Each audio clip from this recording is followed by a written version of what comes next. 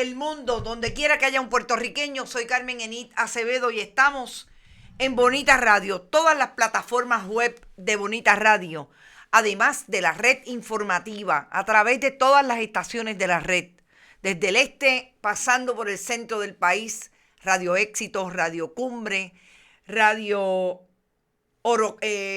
Cumbre en Orocovis, Radio Éxito y Radio Grito en Lares. Ya se me iba a quedar Radio Grito.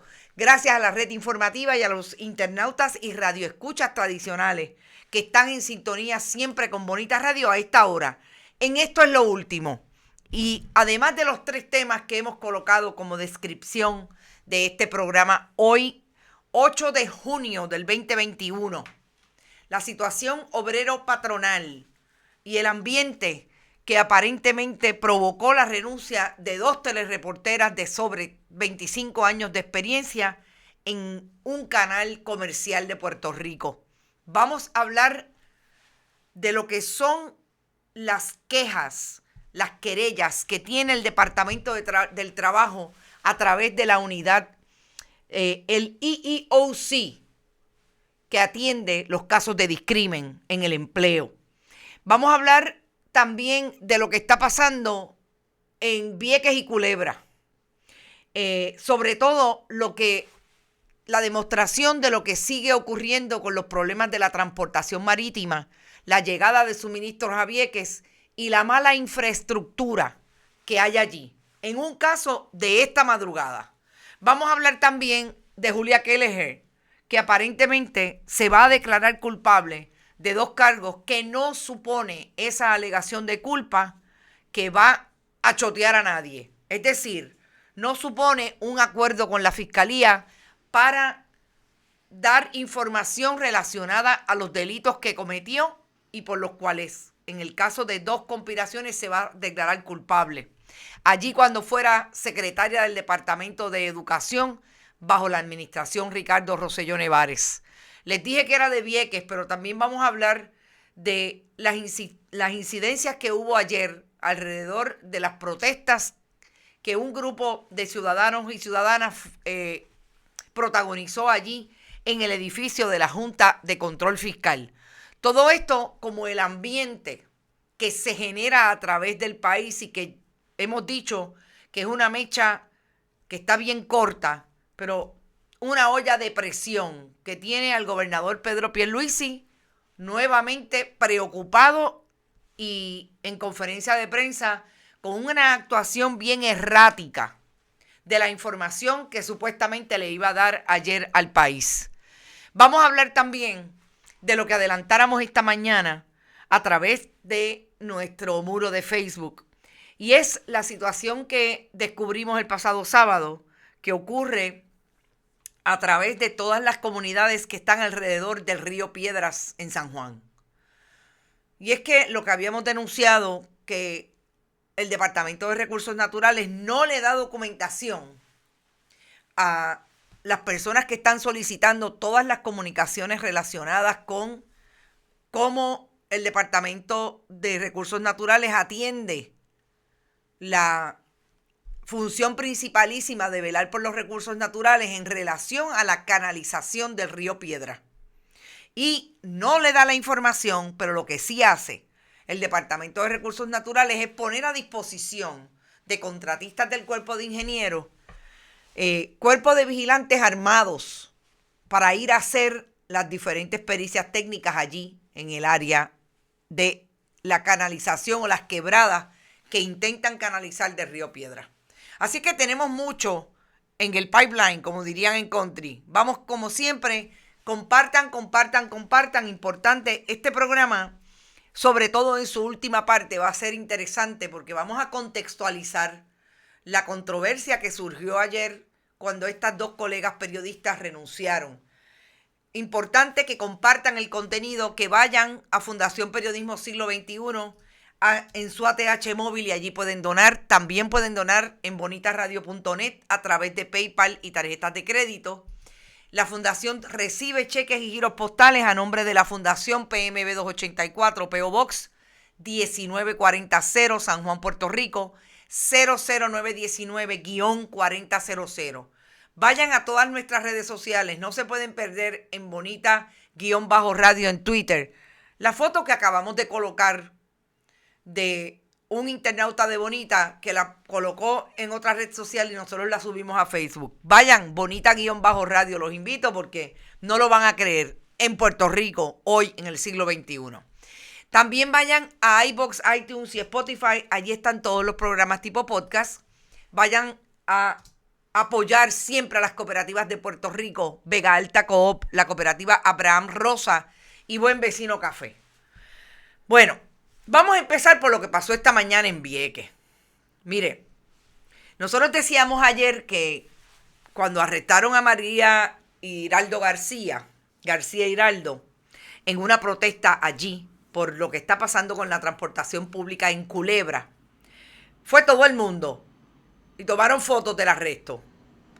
Y la policía realmente promovió que los colegas periodistas se movieran allí.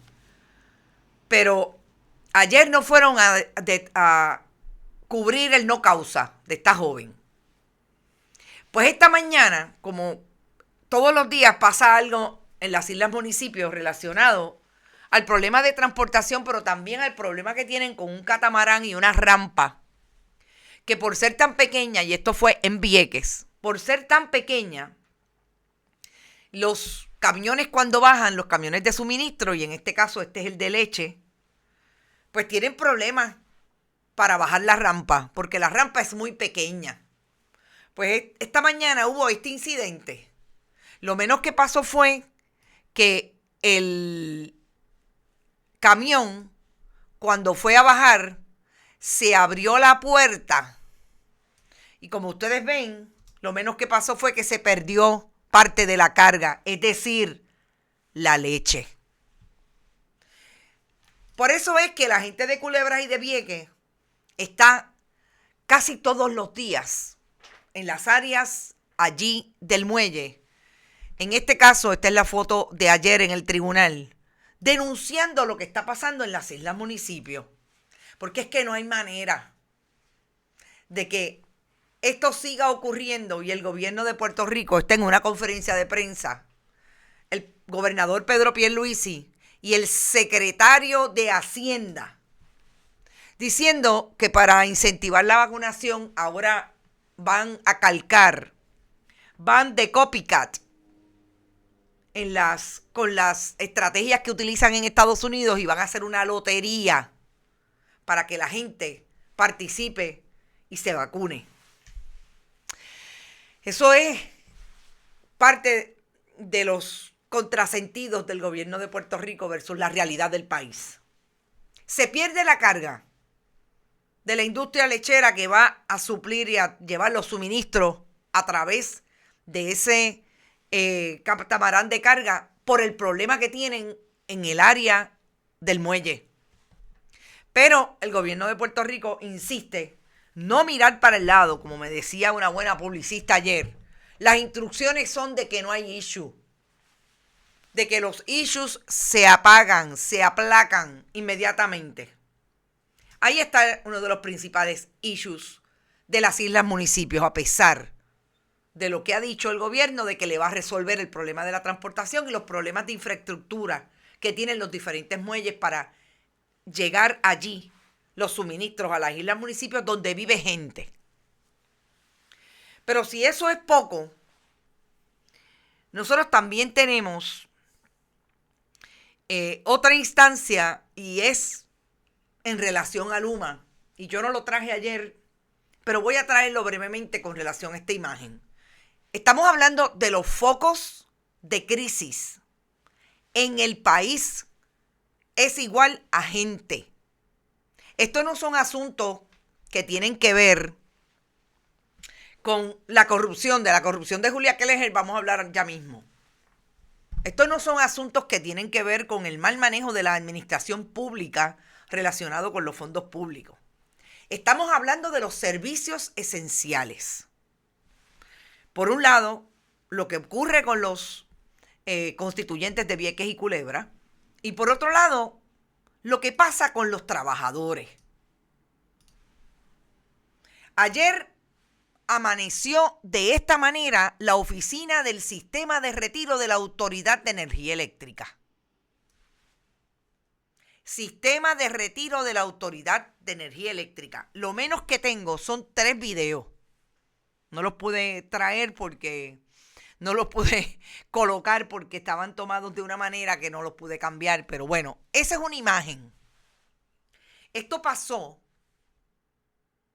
en las oficinas de retiro que están en la misma oficina que hoy, en el mismo edificio que hoy ocupa Luma.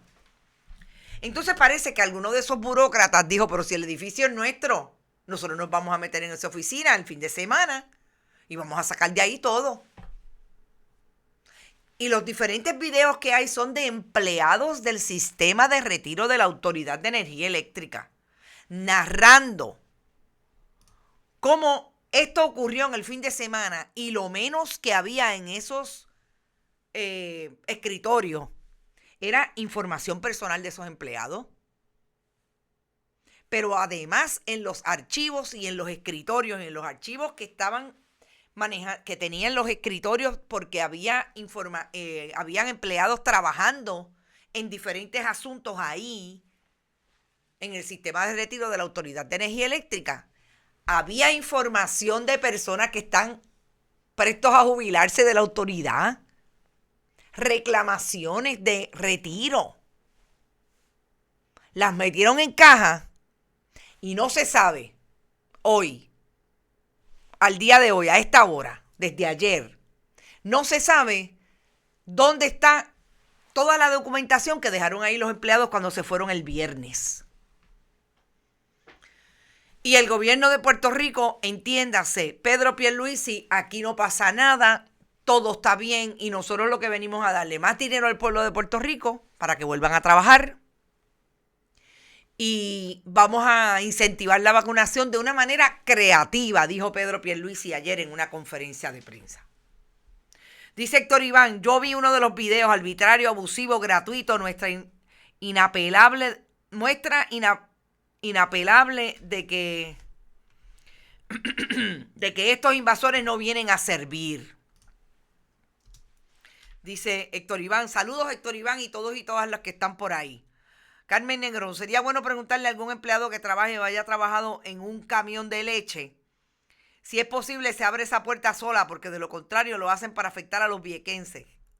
Bueno, una de las cosas que yo pregunté no fue exactamente esa, Carmen, pero sí pregunté, ¿habrá dejado la puerta abierta?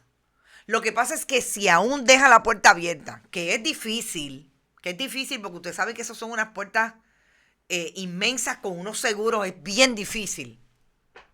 Aún si dejara la puerta abierta, ¿cómo es que no hay entonces vigilancia ahí para establecer, además de que la rampa es pequeña, que tiene problemas para bajar el camión, que está pasando algo y no se pierde el suministro? Pero ahí está. Entonces yo me pregunto, la querella, ¿dónde está la querella de que esto pasó? ¿Contra quién es la querella? Porque aquí tiene que haber una querella porque ahí hay documentos públicos. ¿O es que ya los documentos del sistema de retiro, que no es parte de la transacción con Luma, volvemos, no es parte de la transacción con Luma? Alguien le dijo que porque son dueños del edificio, son dueños de todo y pueden invadir todos los espacios y hacer esto. Documentos confidenciales de empleados. Hubo una empleada que yo le escuché decir que allí tenía hasta su planilla. Es que el Estado de Derecho cambió porque entró Luma por el aeropuerto. Yo honestamente no lo puedo entender. No puedo entender. ¿Y quién está a cargo? ¿Quién está a cargo en el gobierno de Puerto Rico de velar, más allá del contrato, de que estas invasiones, como dice Héctor, que estas negligencias a sabiendas, porque usted llega a un edificio a desmantelar como han desmantelado una oficina, a sabiendas de lo que está haciendo? ¿Dónde está? ¿Quién está a cargo en el pueblo de Puerto Rico hoy de que el gobierno siga una directriz en favor del país, siga el Estado de Derecho, vele porque el cumplimiento de la ley sea en principio de los que vienen a administrar, en este caso, un bien público como es la Autoridad de Energía Eléctrica. ¿Quién está a cargo? No sabemos. Y los papagayos defendiendo a Luma. Me imagino que estás diciendo. Sí, Yanni Moreno, saludo. Eso siempre yo creo que lo vamos a ver. Yo creo que siempre vamos a ver personas que no van a entrar en ninguna razón más allá de lo que vean y van a insistir, sobre todo, con el discurso de que eso es culpa de la UTIER. Yo me acuerdo cuando Carmen Yulín Cruz era la alcaldesa de San Juan, que toda la culpa era de Carmen Yulín Cruz. Pues ahora nosotros estamos viendo, en efecto, parte de ese mecanismo de demonización que también se le hizo en un momento dado a la alcaldesa de San Juan. Lo vemos con la UTIER y la gente va a seguir repitiendo que es culpa de la alcaldesa y que es culpa de la UTIER. Porque sí, es parte del mecanismo de la demagogia y sobre todo de la propaganda. Yo he escuchado gente decir, la UTIER no está a cargo. Se fueron 2.900 empleados como mínimo. No está a cargo. Hay muchos empleados nuevos en Luma que no se saben de dónde vinieron ni dónde se adiestraron. Y que la culpa de los apagones es de la UTIER. Imagínense. Pero pues ahí están las evidencias de lo que está pasando y sigue pasando. Y sigue pasando y parecería que nadie está a cargo para explicarle al país por qué esto ocurre. Y son empleados, son personas, volvemos, quienes se afectan, quienes están sintiendo la presión de que los están expulsando. Así como otros han hecho la analogía de que nos están expulsando del país nuestro y punto, como dice Norma Rodríguez. Lo hacen, lo dicen cuando ven estas imágenes, porque a mí usted no me diga que usted quiere tratar bien a los empleados de la Autoridad de Energía Eléctrica, que son empleados del sistema de retiro de la autoridad y los trata de esta manera. ¿Quién está a cargo? Sigo diciendo y sigo estableciendo la pregunta. A las 11:20 seguimos aquí y vamos a hablar entonces de otro extremo que sigue siendo esta imagen de lo que está ocurriendo en las diferentes comunidades y que puede llamar la atención de la opinión pública porque las comunidades están yendo a los tribunales, porque las comunidades están protestando, y porque los diferentes sectores de trabajadores y trabajadoras están en la calle protestando. Yo dije ayer que había un asunto peligroso con relación a los maestros y maestras, porque aquí desde hace 4 años no se negocia todos los extremos del convenio con los maestros, con el magisterio. Y que eso venía por ahí como un bólido. Pues, profeta, aparentemente. No es profeta, lo que pasa es que lo estamos viendo. Estamos viendo cómo se sigue degenerando los diferentes sectores de lo público, la manera en que el gobierno ha atendido los reclamos de diferentes sectores y ahí está la crisis. En este momento, las organizaciones de maestros, por un lado, lo dijeron bien claramente, que eso estaba ocurriendo y no se estaba negociando. Pero por otro lado, el propio secretario interino del departamento, creo que no bajé la foto y me parece que es importante, ponlo en la nevera. Es importante que la veamos porque es de estas imágenes que nunca debemos perder de vista en un momento en que la cosa está como está. El secretario interino de Educación, Eliezer Ramos, fue a una vista pública. Ahí bien, se llama igual que el muchacho que trabaja en el programa de entretenimiento. Exactamente, se llama igual. Fue una vista pública. Obviamente ustedes saben que estamos en el proceso de defender el presupuesto, que ya no es igual que antes. Pero ahí estamos. Fue una vista pública y dijo sin ningún problema, que valga la redundancia, uno de los problemas que tiene el presupuesto asignado al departamento es que en efecto hay una inyección millonaria con fondos federales de emergencia para la construcción y reconstrucción de escuelas, pero no contempla ningún aumento en el salario base de los maestros, ni fondos para reiniciar el programa de la carrera magisterial al tiempo que siguen congelados los pasos por mérito.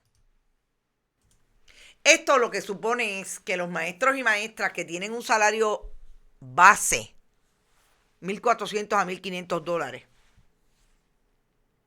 no van a ver ninguna posibilidad ni de aumento en su salario, ni de que se cumpla con la ley que estableció la carrera magisterial. Y por eso hoy Puerto Rico tiene una de las plantillas de educadores y educadoras con más títulos universitarios, porque lo que hizo esa ley fue incentivar que los maestros siguieran estudiando, y ahí está. Lo mínimo, una maestría. Y ustedes no me dicen a mí que esto es una bomba de tiempo para el gobierno de Puerto Rico en el ambiente social que estamos viviendo hoy, donde la amenaza es que la privatización de Luma va a aumentar el servicio de energía, que ya aumentó el servicio de agua potable, que el supermercado, como decía mi amiga Brenda Reyes Tomasini, está más caro ir a comprar los diferentes comestibles, que la vida sigue encareciendo. Y la plantilla de la agencia más grande, de la segunda, entiendo que es la primera agencia más grande en números de empleados, no va a haber un aumento de salario. Y esto combinado con que no hay ninguna capacidad de negociar y de seguir negociando convenios colectivos con el magisterio. No es otra bomba de tiempo que le está explotando en la cara al gobierno del 32% de Pedro Pierluisi. Porque a mí no me parece que esto dice que todo está peaches and cream, como dirían en country. Castigo para los maestros para meterlos en cintura, dice Marisol Camacho. Para Guánica no hay nada planificado, ni escuelas ni módulos, dice Bárbara González. Es parte también del problema. Porque todo lo que supuestamente estaba programado para el sur nunca ha empezado. Pero ellos dicen que sí, que hay dinero en la reconstrucción. Yo tengo que decir aquí que además de lo que me parece fueron discursos demagógicos del anterior secretario del Departamento de Educación, Eligio Hernández, diciendo que todo estaba listo para las escuelas del sur. Hay un problema real en Puerto Rico y esa hay que dársela a la administración gubernamental. El problema es que no le dicen la verdad al país. Y es un problema que venimos arrastrando a partir de María y que se complicó aún más con el asunto de la pandemia. Y se trata no solamente de la mano de obra en la construcción, también de los materiales. Y eso cualquier persona que vaya a hacer algún arreglo en su vivienda, algo que le suponga buscar trabajadores y materiales, está bien difícil. Pero lo que tiene que hacer el gobierno es decir la verdad. Miren, las escuelas no pueden estar listas porque tenemos este problema. Pero si ese problema lo están teniendo los de Cortré, que vienen a la reconstrucción de las viviendas a 4 años de María. Sí, es un problema, además de las regulaciones, además de lo que le exige FEMA, etcétera, etcétera. Pero si lo único que tienen que hacer es decirle la verdad al país, es decir la verdad. Esto es un problema Y no lo podemos. Este es uno de los elementos que nos detiene ahora. Lo que pasa es que la gente tiene la suspicacia de que es que no saben cómo organizar el proyecto. Y que como se interviene la cosa de los amigos del alma y los contratistas favorecidos y los no favorecidos, pues la gente piensa que en efecto y tiene esa suspicacia de que es que no hay manera. Y ahí están los problemas de las escuelas del sur. Con los cambios de los alcaldes, que ya sabemos que ese es otro problema. El que lo tiene más o menos cuadrado, a pesar del bollete que le dejaron, es el de Ponce, que parece que se mueve de una manera diferente y más o menos tiene a una población remando con él para que esto se desarrolle. Puerto Rico without Puerto Ricans, dice Rosy Díaz. Puerto Rico sin puertorriqueños. Qué increíble esa línea, ¿verdad? Luma subcontrató compañías privadas, dice Bárbara González. Miren, yo les voy a decir cuál fue mi experiencia el sábado pasado. Sábado pasado hay un sector de Atorrey, cerca de la urbanización Roosevelt, muy cerca, 2 calles más allá, que tenían problemas, llevaban 8 días sin luz. Y por primera vez se vieron las brigadas. Yo vi por lo menos 8 personas, hombres y mujeres, parados alrededor del camión y paradas alrededor del camión mirando para arriba. No le pude tomar foto porque iba... no era seguro tomar la foto. Así que yo no sé si son los que contrataron nuevos, yo no sé, pero esto, amén, de todas las insistencias de la gente en las redes sociales de que se les está yendo el servicio todos los días. De hecho, nosotros hoy tuvimos la interrupción, y no sabíamos, y desde ya les digo que si se va el servicio... tardamos un poco en lo que volvemos a subir el sistema. Así es que a ese nivel estamos. ¿Qué pasó hablando? Dejamos el Departamento de Educación. El propio secretario dice, no hay chavos para eso, no, para eso no hay. Eso sin hablar de lo que la Junta ha establecido, que eso es el presupuesto y no hay más nada. El secretario dice que le bajaron 152 millones del Fondo General. Y dice claramente, levantamos hoy bandera sobre la reducción. Interesante. Sobre la reducción en las partidas de nómina, transportación escolar que tienen repercusiones en la operación del programa de educación especial. En términos generales, estamos hablando en total de unos 150 millones para operar el departamento que se están haciendo aquí, no entiendo lo que quiso decir, como solicitud en la evaluación presupuestaria que está haciendo la Asamblea Legislativa. Ay, Dios mío, qué repetitivo. Si el departamento hizo una solicitud presupuestaria que tiene una diferencia de 400 millones a diferencia de lo que está actualmente. Sí. Obviamente tomando en cuenta el rezago, el mejoramiento de servicios y los recursos necesarios para poder operar de manera óptima.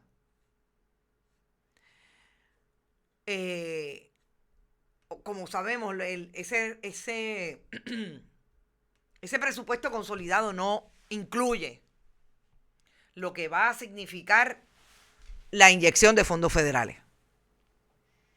Entonces, para seguir con los grupos que están siendo afectados y que son para mí la olla de presión que está a punto de estallar socialmente.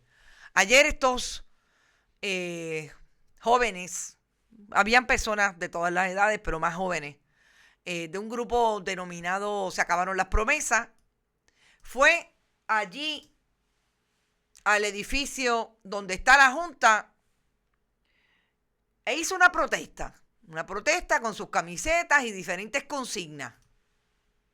Estaban los oficiales de seguridad, olvídese que no encontraban qué hacer. Estas son las diferentes actividades orgánicas, como dirían en el nuevo argot de lo digital. Estos son los diferentes grupos sin organización nacional. ¡Boom! Cada uno protestando. Esto es lo que estamos viendo en Puerto Rico hoy. Y finalmente, para abonar a ese asunto, me parece que es importante traer lo que está pasando en las comunidades a nivel del asunto ambiental. Ustedes saben que yo traje el sábado la historia relacionada con el río Piedras y la canalización, el Departamento de Recursos Naturales, por su lado, el Cuerpo de Ingenieros es un proyecto que lleva sobre 30 años, que desemboca en la canalización del río Puerto Nuevo, etc. No le dicen nada a la comunidad. La comunidad está en los tribunales. Es importante establecer que aunque esto es un recurso extraordinario, una petición de Mardamos, no es una petición que tenga toda la prisa que necesariamente el tribunal puede ver en otros tipos de recursos, porque aquí lo que están pidiendo es información y el proyecto todavía no ha empezado. Pero hay que estar pendiente, porque si el tribunal se duerme, es capaz que empiezan a canalizar y en medio de la canalización nadie tiene la información de cómo es que lo van a canalizar. Pues uno de los demandantes, incluso el abogado de récord, Roberto Maldonado, le envió una carta a la directora o la comisionada del Cuerpo de Vigilantes, Aidelín Rosado Torres, porque nada más y nada menos que el pasado sábado llegaron allí, realmente es el pasado viernes, llegaron al área de la urbanización University Gardens y el Cuerpo de Ingenieros llegó con la gente del Cuerpo de Vigilantes armados y que fueran a buscar culebras que matan gente. No, el Cuerpo de Ingenieros estaba allí haciendo una pericia técnica relacionada con el proyecto. Y fíjense que se llevaron al Cuerpo de Vigilantes armados. O sea que ahora están como Luma. Departamento de Recursos Naturales, que se supone que vele por la protección de los recursos naturales, le están cuestionando, oiga, dígame, ¿qué es lo que van a hacer frente a mi casa? Esa quebrada está frente a mi casa. No estoy de acuerdo con que la canalicen en cemento porque es parte del problema que van a destruir toda la flora y la fauna. Pues no, ellos llegan con los guardias. Como hace Luma, que lleva ahora las brigadas con una persona armada al lado.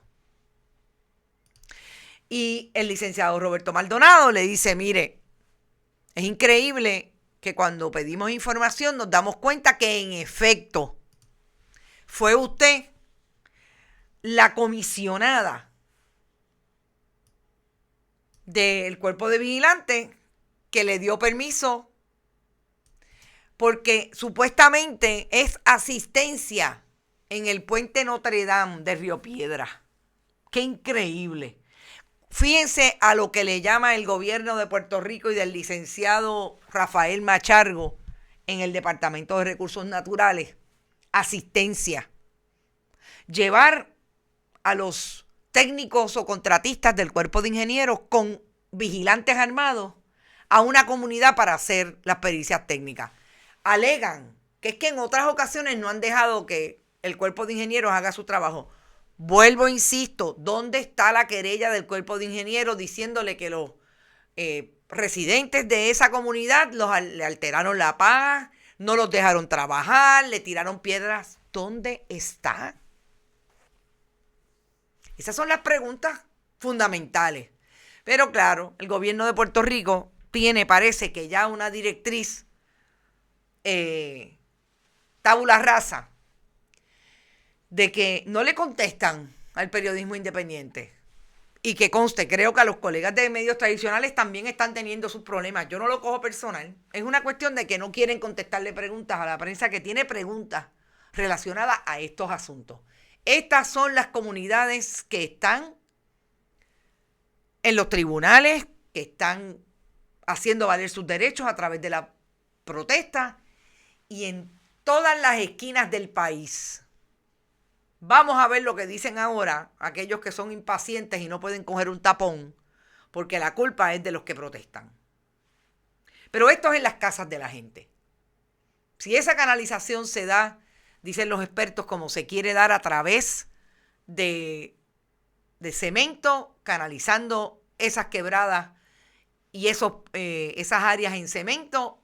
Mucho es de lo que se va a perder de la flora y de la fauna, que es la que le da posibilidad a usted, mire, de todo, además de la brisa que puede entrar y salir a su residencia. O sea, vamos de lo más sencillo a lo más complejo. Y eso, para pasar al tema de la corrupción, para irnos al tema que creo que nos va a tomar un poco de más tiempo. Julia Kelleher aparentemente se va a declarar culpable de 2 cargos de conspiración. Uno de ellos, interesante, relacionado con haber gestionado el contrato para la corporación de la hermana de su ayudante. Increíble. Yo veo a Julia Kelleher y me acuerdo de Víctor Fajardo. Y no puedo creer que en este momento estén ahí, que el Departamento de Educación, después de 20 años, bajo una administración del Partido Nuevo Progresista, esté viviendo lo mismo que vivieron cuando Víctor Fajardo.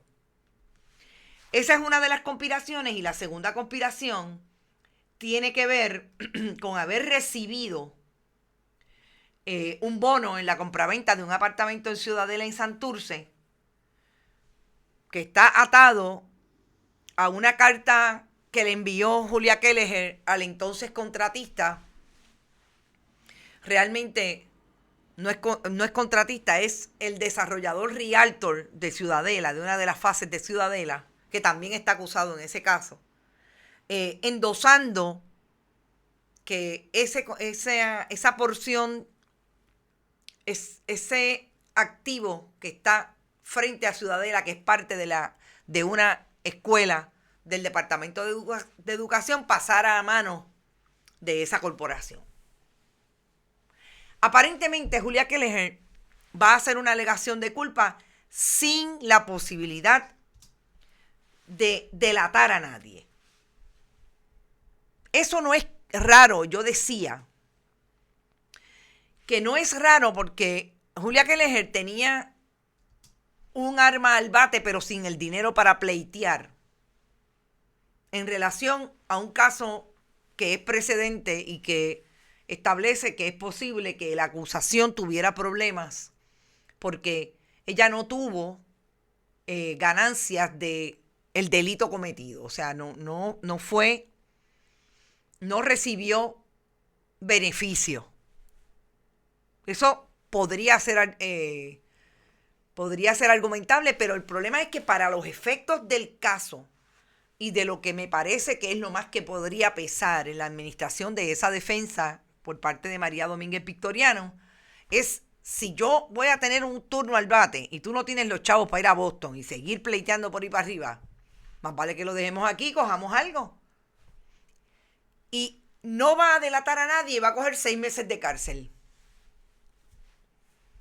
Me parece que es eso lo que pesa en el ánimo de la defensa de Julia Kelleher para no seguir con un caso que le podría suponer no solamente el gasto de la inversión, el gasto de dinero para defenderse de una posible acusación que no tuviera los méritos para sostenerse.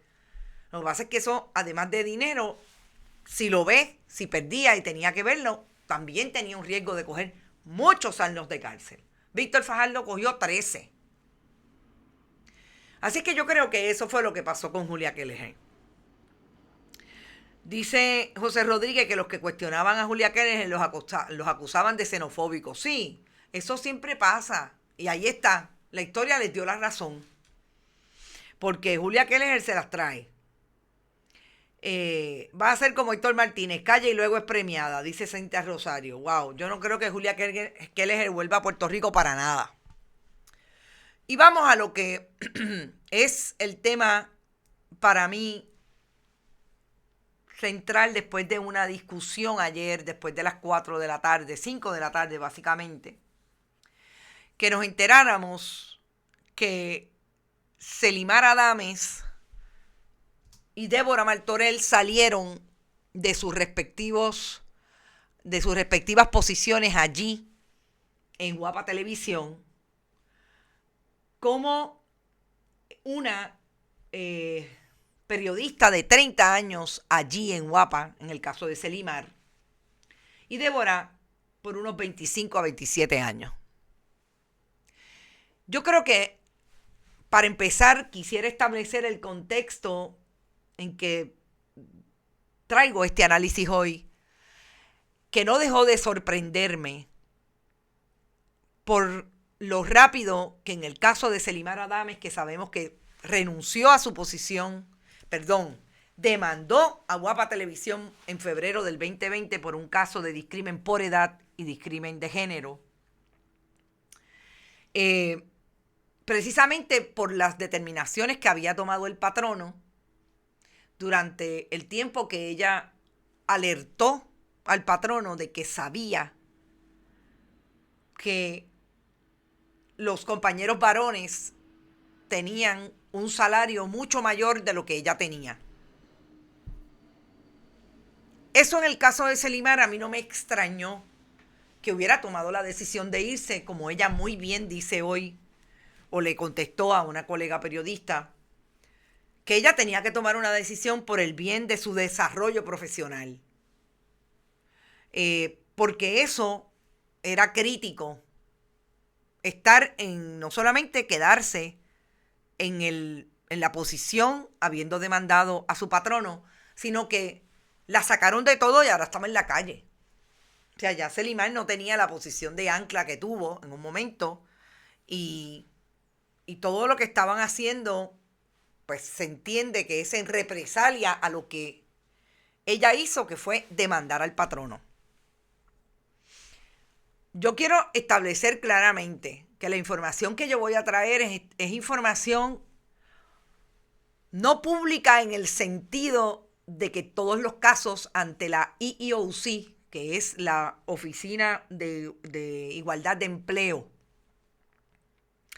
del gobierno de Estados Unidos en el Departamento del Trabajo, por ser un ente federal intermedio entre la posición administrativa, que viene siendo esa, y el tribunal, todo lo que se dilucida allí es confidencial, obviamente.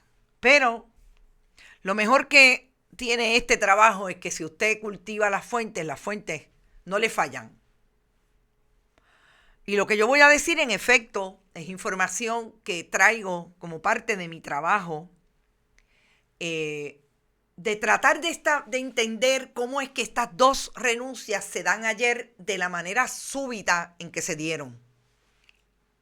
Por un lado, puedo entender la de Celimar, por ese contexto que ya he traído, pero lo de Débora, para mí, aun cuando yo tenía información de que allí las cosas no estaban bien para Débora, porque a Débora le pusieron por encima como jefa de meteorología a Ada Monzón. Entonces yo me imagino que una persona que lleva 25, 27 años en la empresa, Equal Employment Opportunity Commission, gracias. Yo siempre le digo EEOC, y es en efecto la Oficina de Igualdad de Oportunidad de Empleo, la Comisión de Igualdad de Oportunidad de Empleo. Gracias, Ivonne M. Padua. Ustedes son los mejores asistentes de producción, porque no tengo ninguno. Y la verdad que ustedes me protegen. Les agradezco mucho siempre eso. Así es que Débora, si no salió antes, es porque no se había dado la oportunidad. Y en ese sentido, lo primero que tengo que decir es, nosotros estamos ante casos de discrimen por razón de género, por razón de sexo, por razón de edad, que son múltiples en el escenario laboral en Puerto Rico, que en el momento en que Celimar Adames radicó su pleito en febrero del 2020, no había ley que manejara el asunto del discrimen por razón de género, y de hecho todavía estamos esperando que la Cámara de Representantes apruebe la que el Senado aprobó hace 2 semanas. Pero aún así, usted puede tener el mejor caso y manejar esto con una empresa que el imaginario popular y el laboral del periodismo puertorriqueño y del mundo de las comunicaciones lo ubica como poderosa. Van a tener todo el dinero del mundo para litigar. Y usted no solamente tiene que tener dinero para litigar y un buen o una buena abogada para litigar, usted tiene que tener la fuerza, la valentía para enfrentarse a una situación como esta y quedarse en el empleo. Vamos a contextualizar, porque esto no es que yo demandé al patrono porque me caí y no me puso una curita. Esto es en una industria donde no es la primera vez que ocurre, que se traen otros precedentes, que en el mismo canal ha habido precedentes. Hay una compañera allí como Luz Nereida Vélez que ha tenido que llevar al patrono en anteriores ocasiones. O sea, esto para que lo tengamos claro, ¿verdad? No podemos deslindar lo que es el asunto de género y visibilizar lo que las compañeras ayer hicieron de una manera estratégica según el caso que tienen ante sí. Son ellas las que vivieron y estuvieron años aguantando esa disparidad. Entonces, ¿qué pasa? Antes de febrero del 2020, que Selimar Adames llega a decir públicamente: esta es mi relación con el patrono, ya yo no puedo más. Y aquí está la demanda. Cuando le colocan a una joven periodista, Katiria Soto, como ancla y la sacan a hacer otras labores. Pues mire, lo más importante que yo creo que tenemos que saber y que está allí confirmado y que la prueba del caso, yo estoy segura que lo va a traer porque el Departamento del Trabajo y esa oficina, esa comisión de igualdad de oportunidad de empleo lo manejó en su investigación antes de darle el visto bueno para que demandara, porque el patrono ni para atrás ni para adelante. Que Selimar Adames estuvo no menos de 15 años, 15 años, la mitad de su carrera, diciéndole al patrono: me estás discriminando, ¿por qué yo no gano lo mismo que gana mi compañero? ¿Por qué los hombres aquí ganan más? ¿Por qué nosotras no tenemos la misma oportunidad? Obviamente, cuando usted va a escribirle al patrono y le dice al patrono, usted lo hace a base de la realidad que usted tiene, porque no podía hablar por las otras compañeras. 15 años. Yo me gano menos que Normando, yo me gano menos que Rafael Lenín. O sea, todo el tiempo los hombres ganaban más, las mujeres, en el caso de Selimar, ganaba menos. Hasta que obviamente tomó la decisión y ahí está la demanda, febrero del 2020. Lo que pasa es que lo que no esperaba Guapa Televisión es que cuando Selimar Adames decidió demandar, todas las mujeres que trabajan en ese noticiero, todas, 11, incluidas Débora Martorell, Aixa Vázquez, todas, como se llamen, fueron a radicar querellas ante la Comisión de Igualdad de Empleo. Todas, cuando yo les digo todas, es que fueron todas. Lo más interesante, y aquí es donde les soy honesta, es que duele en lo más profundo. Yo nunca he estado en el mundo de la televisión, nunca. Nunca he tenido la experiencia diaria, pero los cuentos siempre han sido iguales. Que en ese proceso de las querellas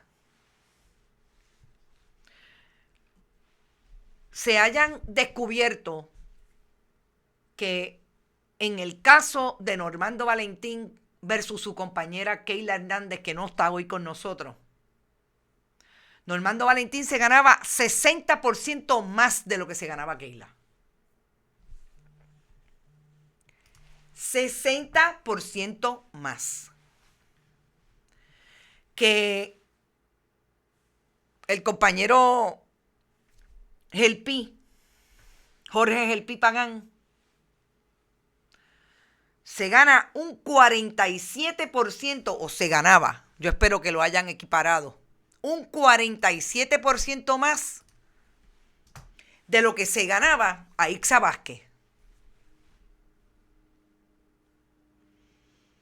Entonces, ahí es donde usted me dice, ¿por qué no es importante establecer aquí cuál es el contexto de la renuncia de Celimar Adames y de Débora Martorell? Importante, de las 11 querellas, todas las compañeras transaron menos Débora Martorell. Es decir,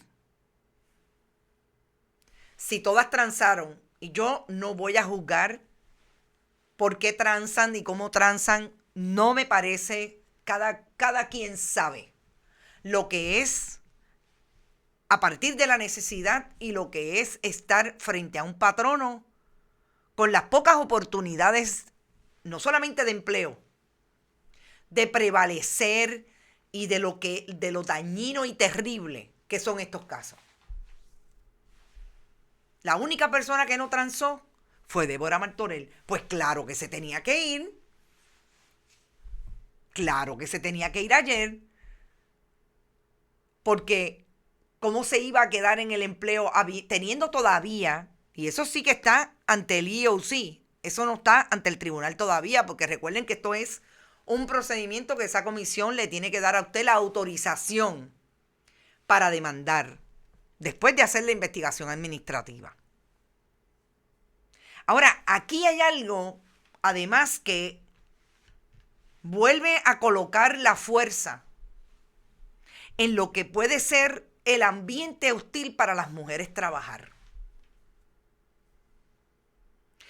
Y es, usted se imagina, usted estar en una redacción, en un ambiente donde usted sabe que aquel otro gana mucho más que usted solamente por ser hombre. Porque ustedes me dirán, yo conozco a la colega Aixa Vázquez, la he visto trabajando desde que era una joven periodista de CACU, como así lo era el compañero Rafael Lenín López.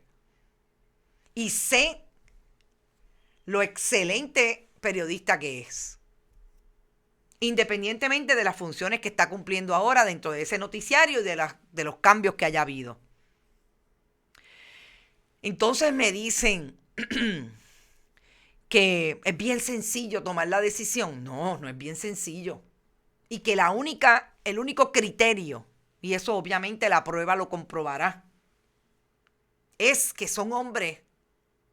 ¿O cuál era la diferencia entre Keila y Normando? Los dos se levantaban a las 3 de la mañana para llegar allí.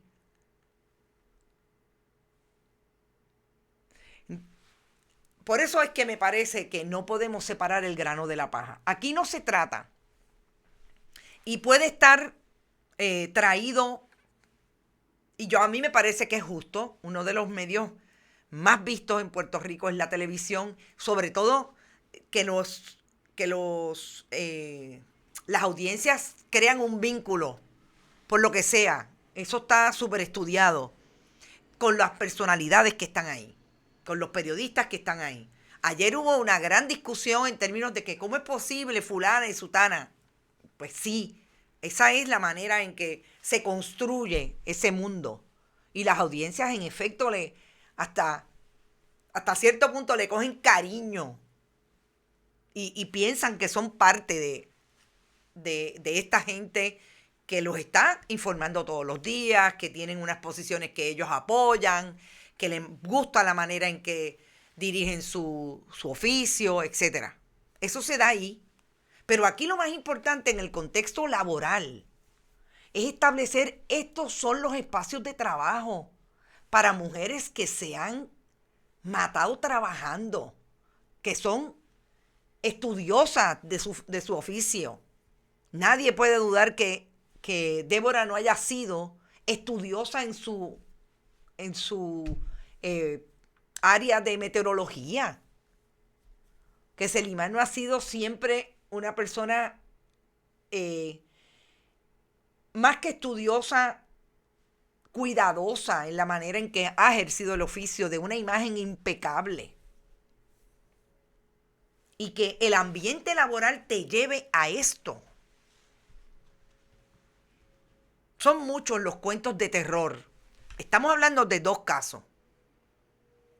Antes, como dije, ahí está Silvia Gómez, ahí está Luz Nereida Vélez. En principio en WIPR fue Rata Izquierdo. Y los cuentos son de horror de las maneras en que se trataban, de cómo ellas se enteraban. En este caso, una de las crisis que tuvo la EEOC fue precisamente llegar a Guapa porque no querían darle la evidencia, no querían darle acceso a la información que necesitaba el investigador para manejar el asunto. O sea, y nosotros no tenemos que hablar de qué. Sí, nosotros tenemos que hablar de cómo es que esto pasa. No solamente en este caso, como digo, un medio televisivo tiene más redundancia en la opinión pública por cómo se construye ese imaginario de la televisión con relación a sus audiencias, pero en la prensa escrita ocurre, en la radio ocurre. Ahí están. Y usted en la prensa escrita no vea que la que más portadas tiene y la que más impecable es en el manejo de su lenguaje. En este momento pues sabemos la crisis que tienen los diferentes medios y la prensa escrita es una. No piense usted que es la más que gana. Ahora, alguien me preguntó por aquí, ¿qué pasa con la unión? Yo creo que hay unión. No sé hasta qué punto estas compañeras estaban dentro de la unión. Honestamente, no sé hasta qué punto. Creo que sí, pero esa es una buena pregunta. ¿Qué pasó con el sindicato? No sabemos hasta dónde llegaron ellos. No sabemos. Pero yo creo que lo más importante que debemos sacar de todo esto es seguir insistiendo. En Puerto Rico, esas demandas han establecido, ¿verdad? Más o menos un marco de cómo se maneja ese asunto. En Estados Unidos hemos visto que hay cada vez más. La compañera Marisol Seda entiendo que está en un pleito ahora mismo activo relacionado con lo mismo, con otras compañeras de diferentes, entiendo que hay estadounidenses, pero también hay otras latinas. Allá el asunto se complica más porque también incide el asunto de raza. Pero yo creo que lo que en efecto deberíamos estar debatiendo, más allá de establecer quién es o no es en esta controversia, es qué tipo de relaciones obrero-patronales existen en Puerto Rico, en el mundo de las comunicaciones, que provocan esto en un momento en crisis, porque sabemos que todos los medios de comunicación tienen sus crisis, que me dicen que no son las 2 periodistas. Allí se han ido personas de la mesa, mujeres también. Se han ido. De hecho, estas 2 colegas se van a Tele 11 y de la mesa el noticiero de Guapa se fue una de las productoras más viejas, de más tiempo allí en ese noticiero, hacia Tele 11 igualmente. Eso es otra historia. Y lo que está haciendo Quique es llevándose a la gente de Guapa, esa es otra historia. A mí me parece que aquí tenemos que estar hablando del asunto obrero patronal, de lo que en algún momento la ley de hostigamiento sexual de discrimen plantea como el ambiente hostil. ¿Es hostil el ambiente de las comunicaciones en estos sectores para las mujeres? Creo que eso es una buena pregunta. Y ya me tengo que ir. Estoy fuera, ya me tienen que haber sacado de la red informativa. Nosotros nos vamos, pero por la tarde quizás podamos hablar con ustedes porque he traído información y no he hablado con ustedes sobre este asunto. Lo podemos hacer a las 5 en Qué Palo es Noticia. No se olvide que estamos en todas las redes. Vayan a bonitasradio.net, allí pueden donar PayPal, tarjetas de crédito, Fundación Periodismo 21 en su ATH móvil, para continuar este proyecto de periodismo independiente, de periodismo contestatario, que quiere seguir conversando con nuestras audiencias en cualquier parte del mundo, la diáspora puertorriqueña donde se encuentre y los que residentes y puertorriqueños que están en este país y construyen patria todos los días. Bonita_radio allí en Twitter. No se lo pierdan, siempre allí tenemos nuevos contenidos. Vayan a iVoox, iTunes y Spotify, siempre después de este programa, y YouTube igualmente. Le dan a la campanita y se suscriben. Nuestros auspiciadores de lujo y de oro, como dice Elizabeth Blanc, Vega Alta Coop, la cooperativa Abraham Rosa y Buen Vecino Café. Gracias a todos y a todas. Pero además, el próximo domingo, 13 de junio, no se olvide que tenemos un bembé virtual, fundraising, vamos a compartir historias, anécdotas. Mario Roche, vicepresidente de la Fundación Periodismo Siglo XXI, y esta servidora estarán de moderadores, pero le vamos a traer buen contenido, breve, directo al punto y música. Hasta bomba tenemos. Éxito. Nos vemos a las 5 en Qué Palo es Noticia.